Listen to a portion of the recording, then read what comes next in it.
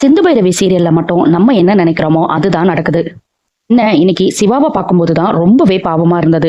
அதுவும் அவர் அழுகும்போது ரொம்ப பாவமா இருந்தது. கலெக்டர் அந்த சாதுக்கள் கிட்ட, நீங்க சிவாவையும் சிந்துவையும் அந்த மண்டபத்துல பாத்தீங்களா? இல்ல, இவங்க 2 பேத்துக்கும் கல்யாணம் நடந்ததா தைரியமா சொல்லுங்க அப்படின்னு சொல்றாங்க. ஸ்னேகா உடனே, இவங்க அவங்கள பாத்துருக்கிறதுக்கு வாய்ப்பே கிடையாது மேடம்.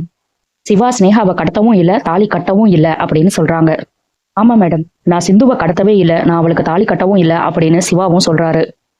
கலெக்டர் மறுபடியும் சாதுக்களை பார்த்து, நீங்க உண்மையை சொல்லுங்க, யார் முன்னாடியாவது சொல்றதுக்கு உங்களுக்கு தயக்கமா இருந்தா சொல்லுங்க, தனியா ஒரு ரூம்ல கூட போய் உண்மையை சொல்லுங்க அப்படின்னு சொல்றாங்க. அவர் சிந்துவையும் சிவாவையும் மாறி மாறி பார்த்துக்கிட்டே இருக்காரு. இல்ல மேடம், அதெல்லாம் ஒண்ணும் இல்ல, நான் எல்லாரும் முன்னாடியுமே உண்மையை சொல்றேன் அப்படின்னு சொல்றாங்க. சிவாவோட அம்மா உடனே, நீங்க தான் என் பிள்ளைக்கு வாழ்க்கை கொடுக்கணும். அவன் ஊர்ல இருக்கிற எல்லாருக்கும் நல்லது செஞ்சிருக்கான், ஆனா அவன் சொல்றத யாருமே நம்ப மாட்டேங்கிறாங்க. உண்மை என்னன்னு உடைச்சு சொல்லுங்க அப்படின்னு மகாவும் கெஞ்சுறாங்க. சிந்து கண்ணை மூடி கடவுளை வேண்டிக்கிட்டு இருக்காங்க. சாதுக்கள் உடனே, சிவா சிந்து 2 பேரும் கோயில்ல இருந்தாங்க, அவங்க 2 பேத்துக்கும் கல்யாணம் நடந்தது அப்படின்னு சொல்லிடுறாங்க. அவ்வளவுதான், எல்லாரோட ரியாக்ஷனையும் நீங்க பார்க்கணுமே. என்ன சொல்ல போறாரோ அப்படின்னு காத்துட்டு இருந்த மூஞ்சி எல்லாமே ஒரே ஷாக்கா மாறிடுச்சு. சிவா இதை கேட்டு அதிர்ந்து போயிட்டாரு. ஸ்னேகாவும் தான். இதுல என்னன்னா, சிந்துவாலேயே இவங்க சொன்னதை நம்ப முடியல. அவங்களே ஒரு விதமா ஆச்சரியமா தான் பாக்குறாங்க.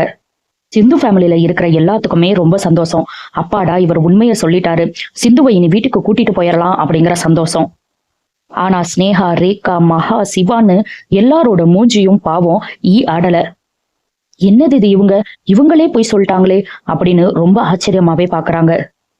அன்னபூர்ணிக்கு இப்பதான் மூச்சு வந்த மாதிரி இருக்கு.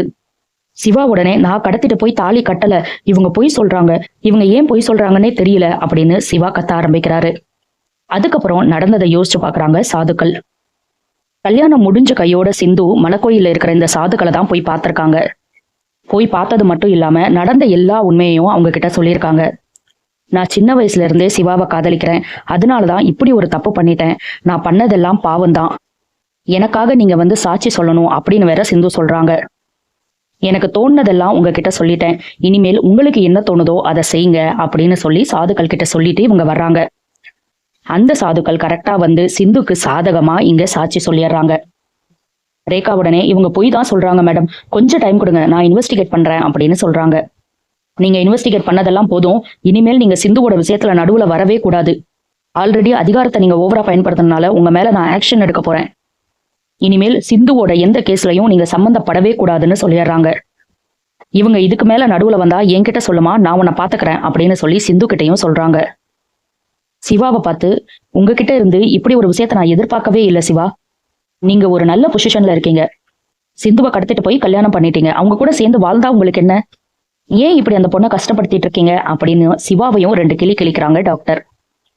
சாதுக்கள் சும்மா போல சிவா கிட்ட, இனிமேல் சிந்துவை விட்டு பிரியணும்னு நீ நினைக்காதப்பா, நினைச்சா உனக்கு தோல்விதான் வரும் அப்படின்னு வேற சொல்லிட்டு போறாங்க.